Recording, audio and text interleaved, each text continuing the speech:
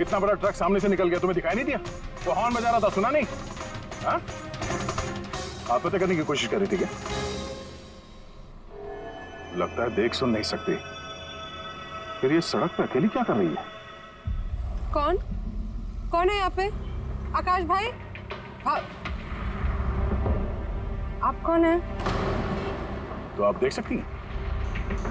तो आपको मैं और वो ट्रक दिखाई नहीं दिया? कुचल के निकल गया होता वो आपको, अगर मैं आपको नहीं बचाता तो। सॉरी, मुझे सच में दिखाई नहीं दिया। सारिका, सारिका तुम ठीक हो ना? सारिका तुम अकेली कहाँ चली गई थी? तुम्हें कुछ हो जाता तो? मैंने पहले ही कहा था हम प्रॉपर्टी देखने जा रहे हैं, इसे साथ लेके जाने की जरूरत ही नहीं थी, पर मेरी बात कोई मानता ही कहाँ है। सचनी प्लीज बस करो तुम। ये ठीक कह रही है, मैंने खुद देखा। इनके लेफ्ट साइड से इतना बड़ा ट्रक आया, इनको दिखाई नहीं दिया। वैसे हॉर्न बजाया, सुना नहीं। कुचल के निकल गया होता ट्रक अगर मैं नहीं होता तो। थैंक यू भाई साहब, थैंक यू वेरी मच। भाई साहब, इसे ना सच में ट्रक का आना ना तो दिखाई दिया होगा और ना ही सुनाई दिया होगा। क्या मतलब?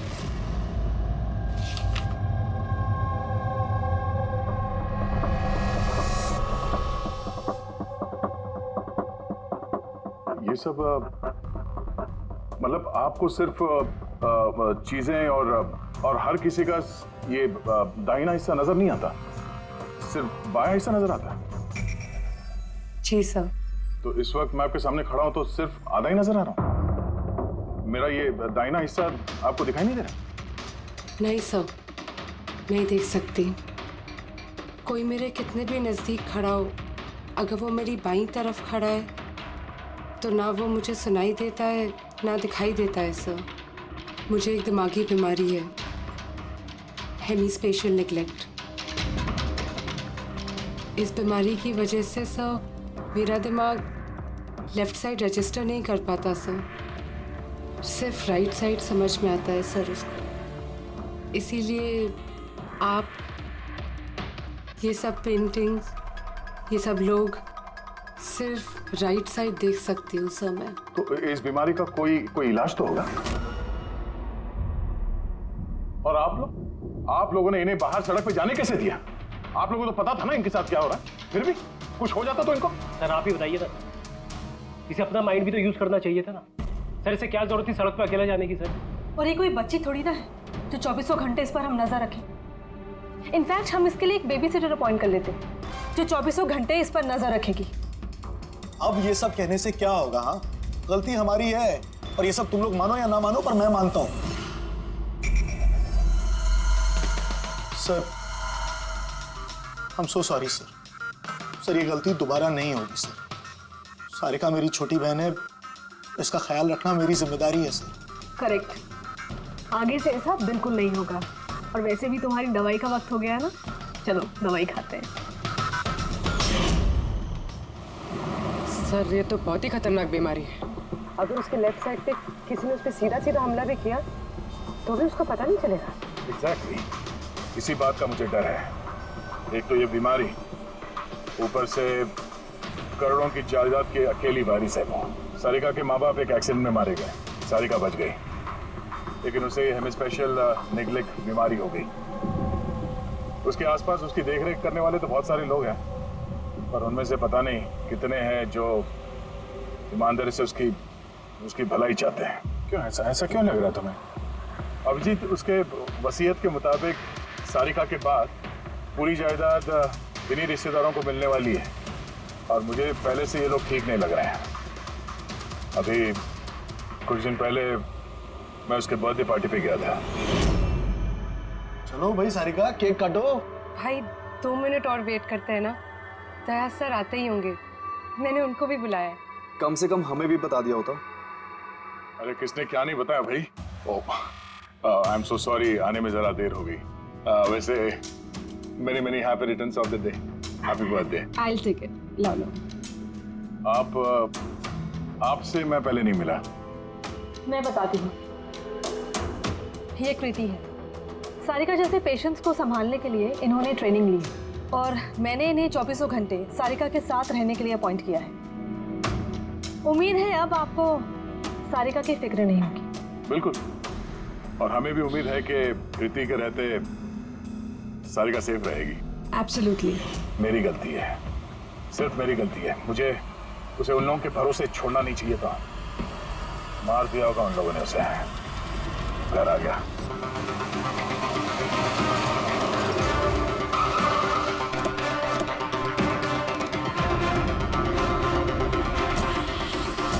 कहाँ है वो? हाँ? क्या किया तुम लोगों ने उसके साथ? सर हमें नहीं पता कि क्या हुआ सर, पर हमने तो कुछ भी नहीं किया सर। एक मिनट, हुआ क्या है यहाँ पे? सर ड्राइंग रूम की हालत देख के हम इतना डर गए कि सर हम अंदर गए ही नहीं।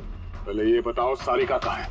सर हमें कुछ नहीं पता सर, हमने कुछ नहीं देखा सर। हम ये सब देख के इतना घबरा गए थे कि हमने सीधा आपको फोन कर दिया। ठीक है, हम देखते हैं। पंकज, इन सबके स्टेटमेंट रिकॉर्ड करो और किसी को अंदर मत आने देना।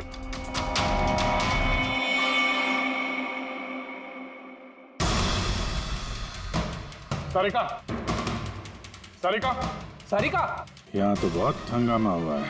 इतना सारा खून तो एक आदमी का तो नहीं हो सकता।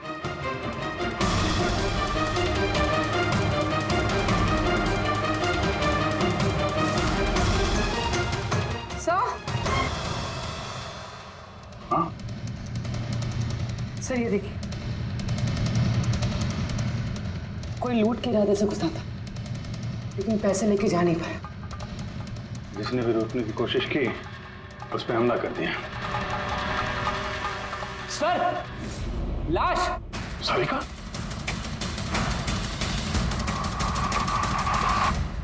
Oh no!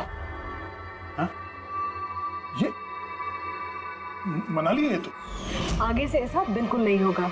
और वैसे भी तुम्हारी दवाई का वक्त हो गया है ना। सारिका की छोटी भाभी, जैन की वाइफ सारिका कहाँ है?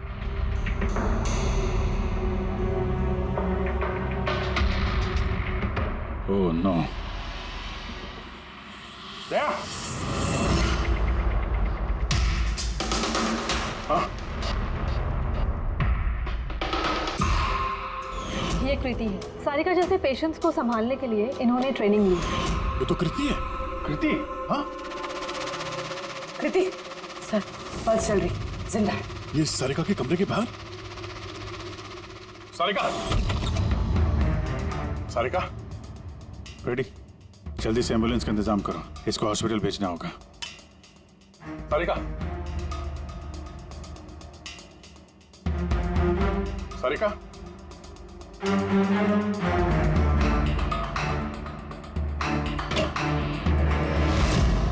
सारिका? सारिका? अभिजीत!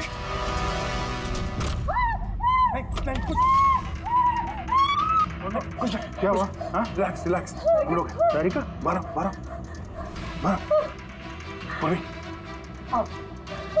संभाल के। तुम ठीक हो? बैठो यहाँ बैठो। थैंक गॉड ये मिल गई। तुम ठीक हो? सबको मार दिया, सबको मार दिया सर। एक मिनट, किसने किया ये सब? कौन था वो? सर क्या हुआ था? सबको मार दिया सर। कौन मार दिया। किसने? हाँ?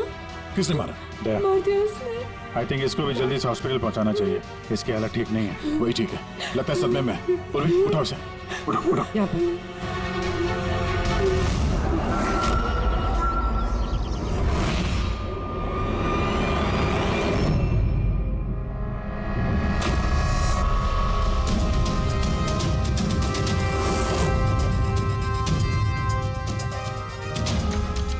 सर आप मुझे घर के अंदर क्यों नहीं जाने दे रहे सर?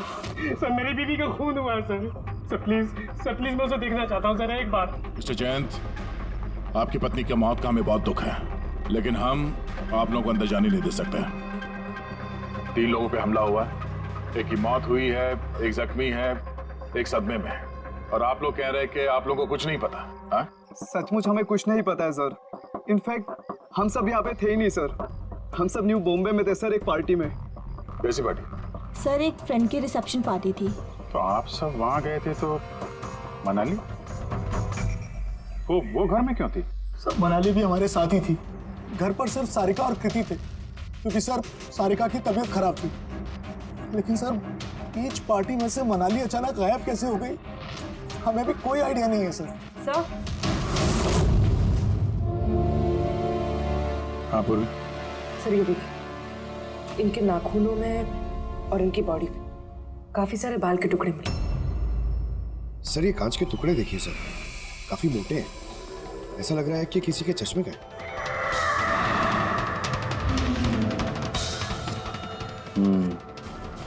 चश्मे का ही लग रहा है। रख लो संभाल के।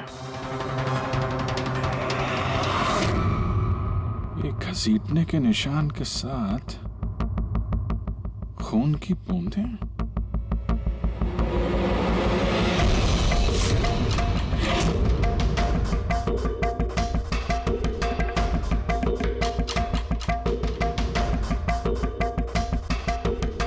यहाँ पे इतना सारा खून, मतलब यहाँ आके खड़ा हुआ और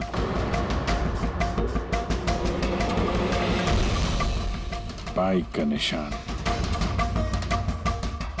कोई जख्मी हालत में यहाँ पे आया और बाइक पे सवार होके यहाँ से निकल गया। एक बात बताइए, आप में से बाइक किसके पास है? बाइक? सर बाइक तो किसी के पास नहीं है। हम सबके पास खुद की पर्सनल कार्स है सर। इस घर में टोटल 5 कार्स हैं। पर अभिजीत ये क्यों पूछ रहा?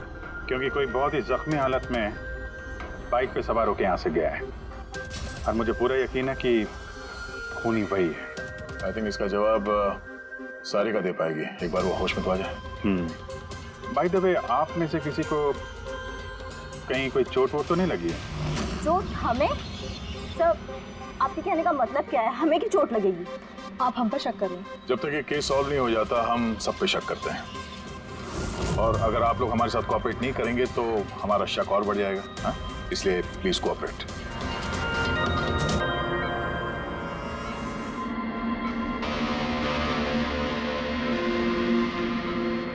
सारिका,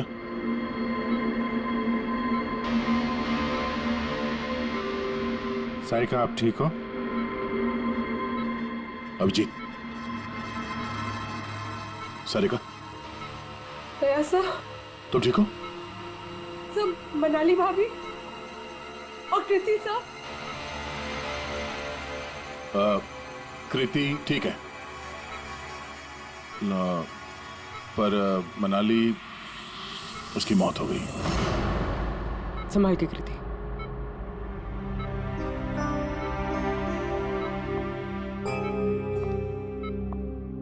कृति,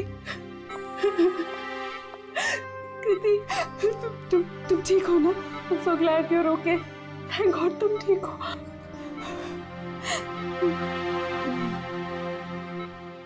सारिका, कल एग्जैक्टली क्या हुआ था आप बता सकती हैं?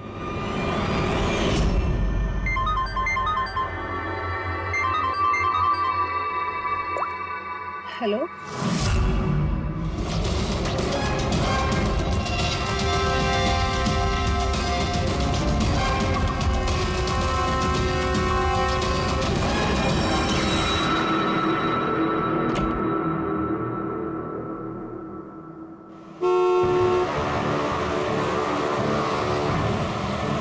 भाभी,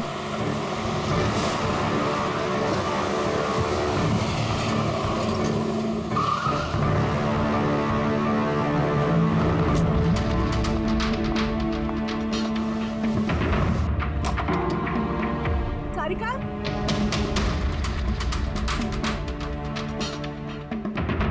सारिका, सारिका कहाँ हो? भाभी, सारिका, सारिका,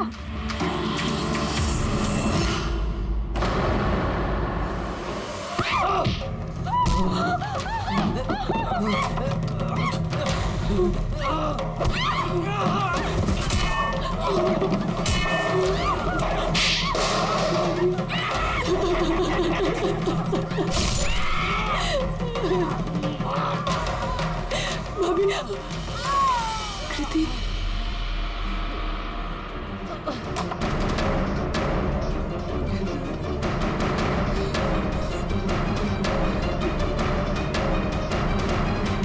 कृति, कृति, कृति।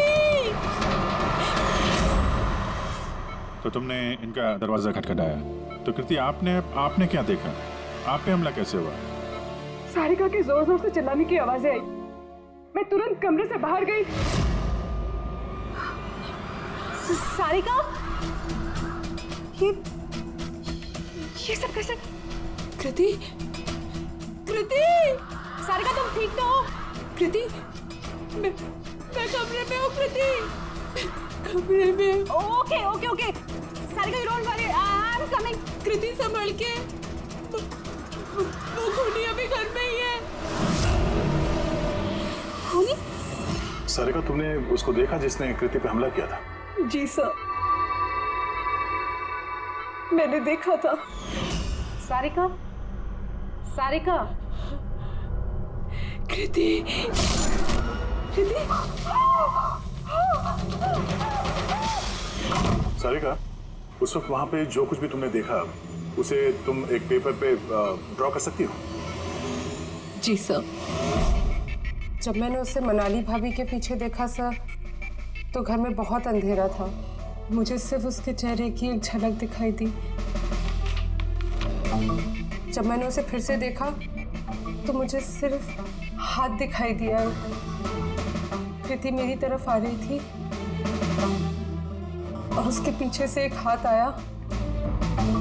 उस हाथ ने उस पर हमला किया। उसने रेनकोट पहना हुआ था और ग्लव्स और एक बड़ी सी चमकीली सी घड़ी। ये बिल्कुल वैसा हूबहू है जैसा मुझे दिखाई दिया।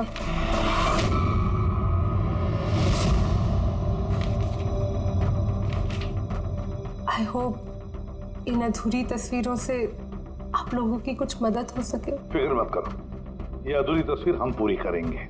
रेडी?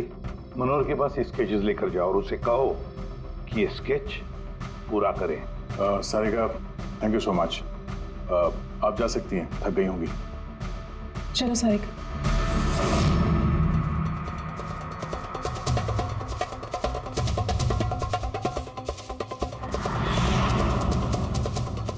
इस आदमी को पहले तो कभी नहीं देखा सर। हो सकता है सिर्फ इसी काम के लिए हायर किया गया।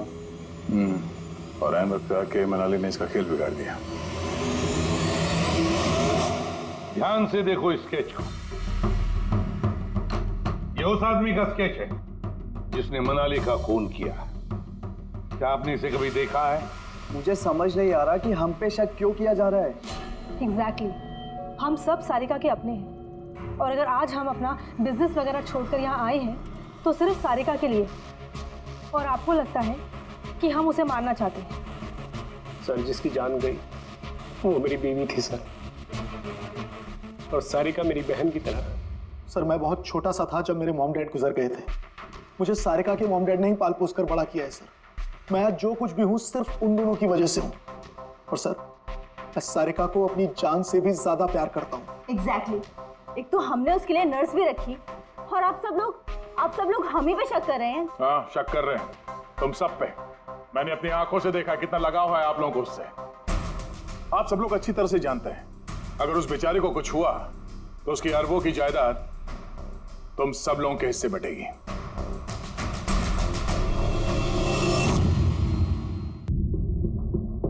सारिका को छोड़कर आप लोग किसी पार्टी में चले जाते हैं। वहां पर मनाली किसी की बातें सुनती है कि कोई कातिल सारिका को मारने जा रहा है। वो किसी को भी कुछ नहीं बताती, अब खुद सारिका को आगाह करती है और वहां चले जाती है जहां पर कातिल मनाली को मार डालता है। और अगर उसने पार्टी में ये बात सुनी तो आप में से भी कोई हो सकता है ना? नहीं? ठीक है, जा सकते हो तुम लोग, लेकिन एक बात अच्छी तरह से याद रखना, हमारी कड़ी नजर है तुम लोगों पर। अभिजीत, दया, इस सारिका ने बताया कि मनाली ने उसे फोन किया था कि वो पुलिस लेकर उसके घर पहुंच रही है। एग्जैक्टली सर, पर उसने ना हमें कांटेक्ट किया ना ही पुलिस को बुलाया। हो सकता है कोई उसका पीछा कर रहा हो, इसलिए वो डरी हुई हो। एक काम करते हैं पंकज, पूर्वी, उस पार्टी में जितने भी लोग आए थे उन सबके नाम और सेल नंबर्स निकाल दो और पता लगा उस रात मनाली के घर के आसपास उनमें से किसका फोन एक्टिव था।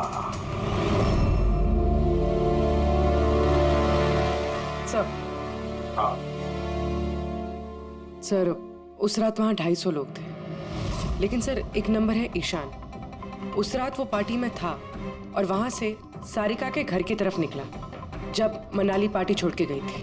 फोन वहीं बंद हो गया सारिका के घर पे। सर एक और काफी अजीब बात है, मनाली का फोन उस रात सारिका विला गया ही नहीं, बल्कि वहाँ से सीधा बांद्रा गया, कोहात ग्राउंड्स, और उसके बाद से स्विच ऑफ है।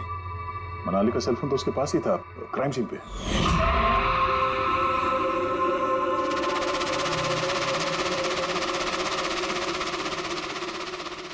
Switch off?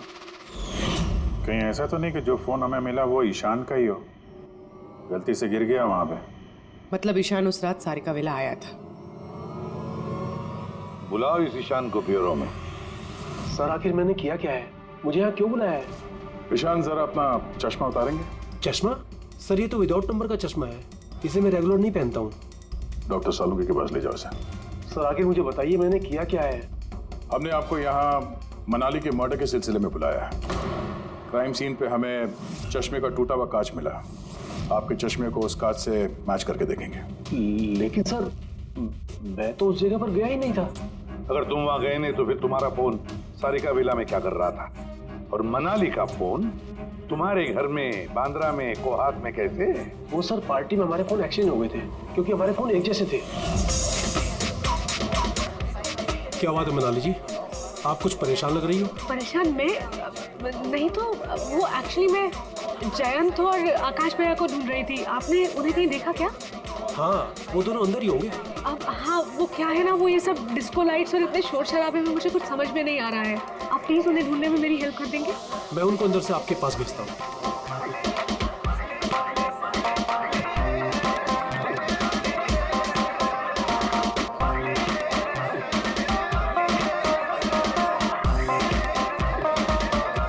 मनाली?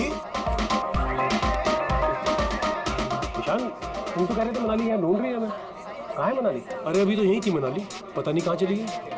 हाँ सर, मेरा फोन स्विच ऑफ था, इसलिए मैं मनाली को बता नहीं पाया। इसीलिए मनाली पुलिस को फोन नहीं कर सकी। सर मेरा यकीन कीजिए, मैंने खून नहीं किया है। खूनी नहीं, खूनी के साथी तो हो सकते हो जो उस वक्त वहां पार्टी में मौजूद था। तूने पार्टी में मनाली की सारी बातें सुन ली और जैसे मनाली सारिका के घर गई तुमने मनाली का पीछा किया। किसी भी जरिए तूने मनाली का फोन बांद्रा में, कोहात में भेज दिया और वहां पर मिले चश्मे के कांच के टुकड़े हमें शक है तुम्हारे हैं, तुम्हारे चश्मे के। वो रिपोर्ट तो हमें मिल ही जाएगा हमारे फोरेंसिक लैब से। ईशान, ईशान, सिर्फ ईशान के पास कोई वजह नहीं है, बाकी सभी लोगों के पास कोई ना कोई वजह है सारिका को मारने की। दिया और अभय, इन दोनों को तो पैसों की सख्त जरूरत थी, तो हो सकता है इन दोनों ने किया हो। लेकिन और तो और इन सब के पास एलिबाई है कि वो रिसेप्शन के पार्टी में थे। सर ये सब उस रिसेप्शन पार्टी में मौजूद थे, लेकिन किसी एक ने खूनी को फोन पे सारिका विला जाने के लिए कहा लेफ्ट से, ताकि सारिका को कुछ पता न चले। फिर सारिका को मारे, कृति को मारे और इस सब को लूट की शक्ल देख के वहां से निकल जाए। लेकिन ये सब मनाली ने सुना और वो सारिका को बचाने के लिए वहां बंगलों में आई, लेकिन अपनी जान गंवा बैठी। लेकिन मरने से पहले उसने खूनी को घायल कर दिया। खूनी जाते जाते कृति पे हमला करता है, लूट का माल और सारिका को वहीं छोड़ के बाइक पे सवार होकर वहां से निकल जाता है। एक बार, सिर्फ एक बार इस खूनी के बारे में कुछ भी पता चल जाए ना, कुछ भी, तो समझ लो ये मास्टरमाइंड हमारे हाथ में है। सर खूनी के बाइक के टायर के निशान, आसपास पड़े हुए खून के धब्बे सब चेक किए सर, लेकिन कुछ पता नहीं चला। सर लगता है कि खूनी का कोई पास रिकॉर्ड नहीं है सर। तो इसका मतलब है ये खूनी कोई पेशेवर मुजरिम नहीं है। सर मनाली के नाखूनों से और कपड़ों से जो बाल मिले हैं, साड़ों के सर उनका टेस्ट कर रहे हैं, शायद कुछ पता चल जाए।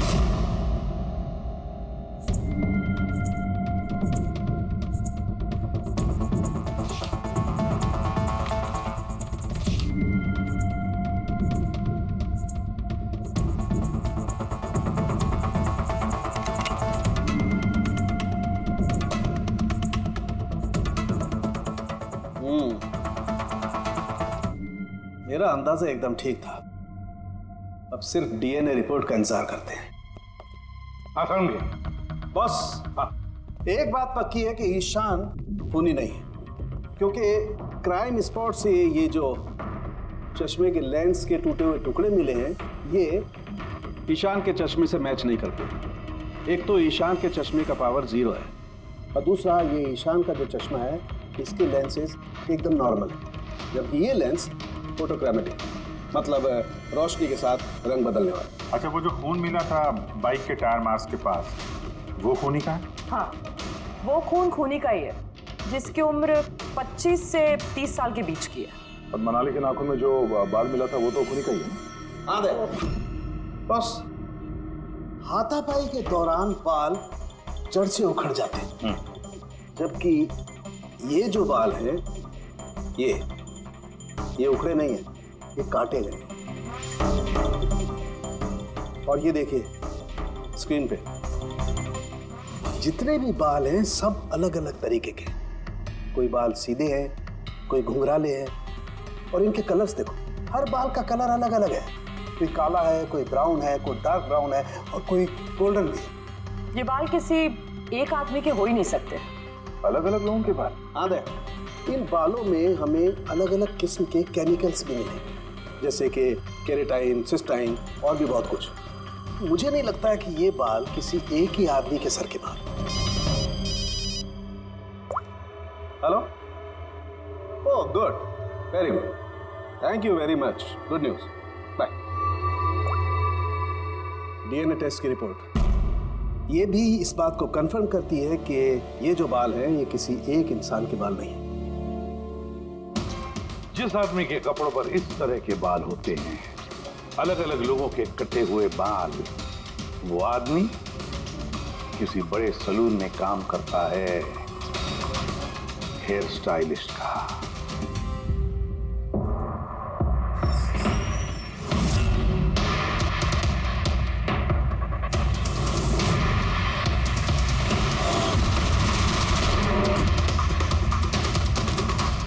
ये तो विमल है, हमारे स्पा का स्टार हेयर स्टाइलिश। सर यहाँ पे जो भी आता है ना, वो इसी से हेयर स्टाइल बनवाना चाहता है। मगर सर ये कुछ दिनों से ना पैसों की वजह से काफी परेशान था। इसे जुआ खेलने की बहुत ही बुरी लत थी। मगर सर ये खून कर सकता है, ये तो मैंने कभी सोचा भी नहीं था। फिर इस वक्त कहाँ होगा ये? सर इस वक्त कहाँ मिलेगा ये मुझे नहीं पता, मगर ये 2-3 दिन से आ भी नहीं रहा है यहाँ, और ना ही ये हमारा फोन उठा रहा है। सर आप इसको फोन नंबर और एड्रेस दीजिए ना। जी सर, मैं लेके आती हूँ।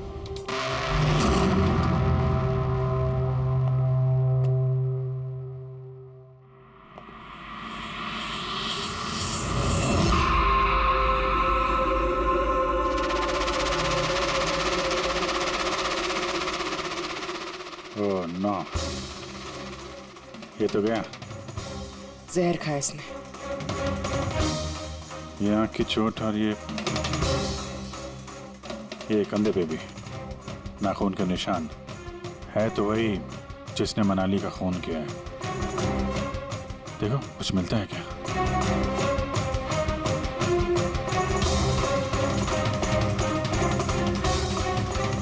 सर, मैंने विमल की बाइक चेक कर ली सर। उसके हैंडल पर सूखा हुआ खून और कीचड़ लगा हुआ है। आई एम श्योर सर ये सारिका विला के बैकयार्ड से ही आया होगा।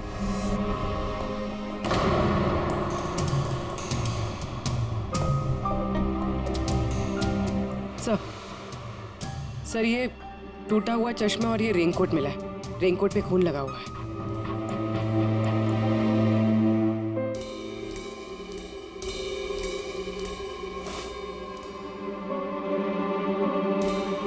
ये देखा,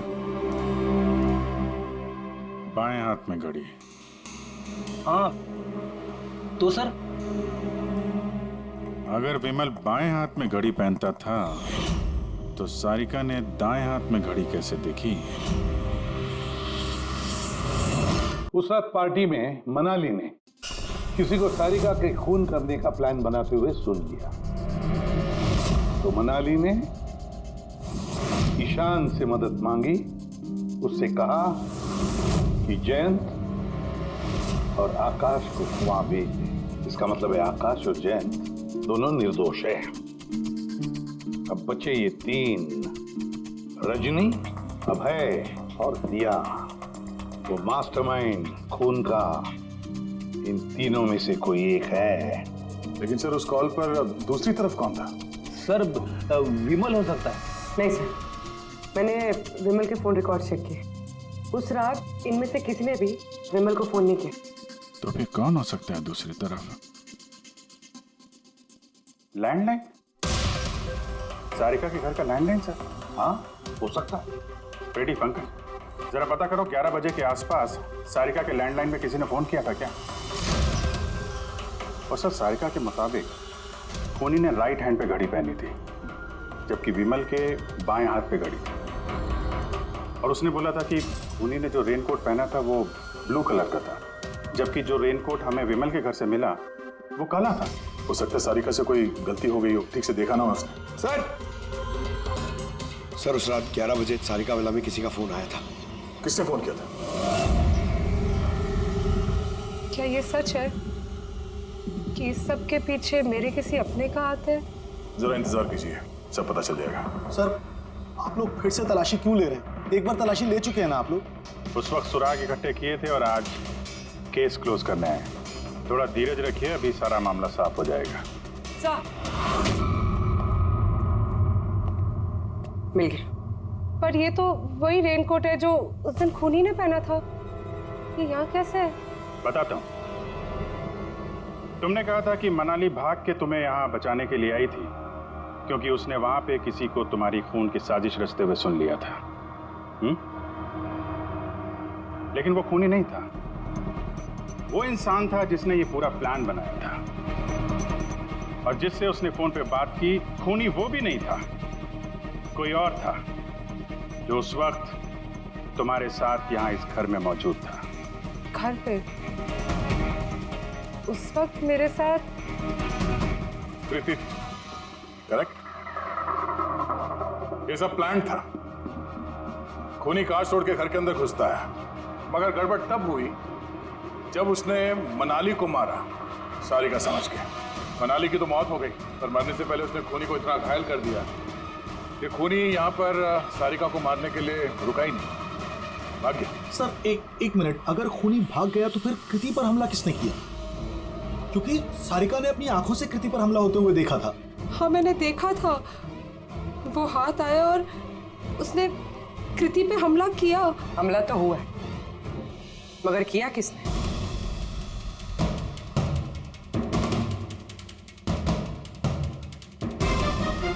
आप सब लोग मुझे इस तरह क्यों देख रहे हैं? इसका जवाब तो तुम ही दे सकते हो कृति।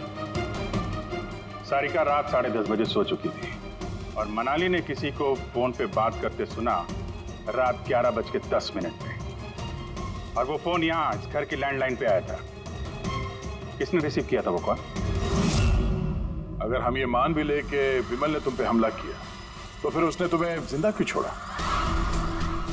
उसने मनाली को इतनी बुरी तरह से मारा और तुम्हें बस ये एक चोट? क्यों? उसने सारिका को क्यों नहीं मारा? और वो लूटे हुए पैसे वो छोड़ के भागा क्यों? और सबसे बड़ा सवाल, सारिका ने खूनी को ये ब्लू कलर का जैकेट पहने हुए कैसे देखा? कैसे देखा वो घड़ी जो विमल लेफ्ट हैंड पे पहनता था, राइट हैंड पे नहीं? विमल के रेनकोट का कलर ब्लैक था, ब्लैक।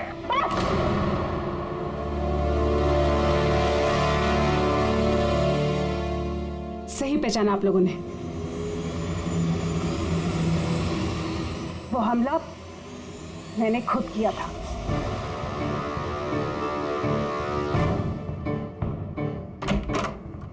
सारिका, सारिका कहाँ हो? मनाली यहाँ इस वक्त? सारिका,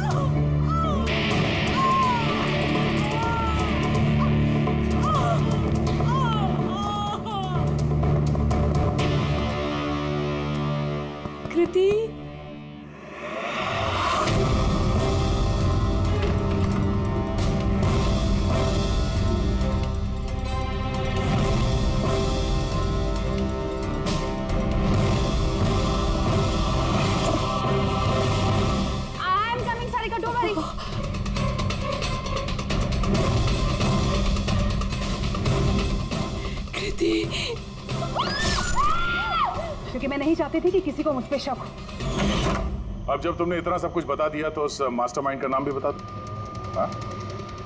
अगर तुम कहो तो उसका नाम मैं बता दूं, जिसने मनाली की जान ली और सारिका की जान ले सकता था। क्यों रजनी जी, आपको पता है हम किसकी बात कर रहे हैं? रजनी तो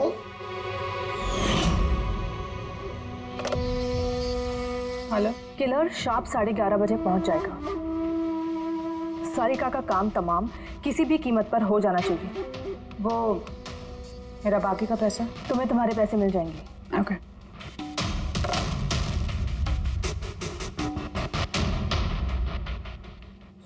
रजनी, तो तुम्हारी वजह से मैंने अपनी बीवी को, मुझे पैसों की जरूरत थी। सारिका की बेबी सिटिंग करते करते मैं थक चुकी थी, और ये सब तुम्हारी वजह से था आकाश। तुम्हारी वजह से हम सब सारिका की आया बने हुए थे। मुझे अपनी जिंदगी जीनी थी पहले की तरह, इसलिए मैंने प्लान किया और कृति को वहां से घर ले गई। पार्टी में जाना भी पहले से ही तय था, ताकि मुझे वक्त मिल सके प्लान करने का। सब कुछ अच्छा चल रहा था, बस विमल के मामले में थोड़ी सी गलती हो गई, वरना इतना सब कुछ होने के बाद भी तुम लोगों को जरा भी पछतावा नहीं, बल्कि अपने शातिर दिमाग पे घमंड है। बहुत टाइम मिलेगा तुम्हें अपने प्लान में गलतियां ढूंढने का, क्योंकि अब बची हुई जिंदगी तुम लोगों को जेल के सलाखों के पीछे ही काटनी होगी।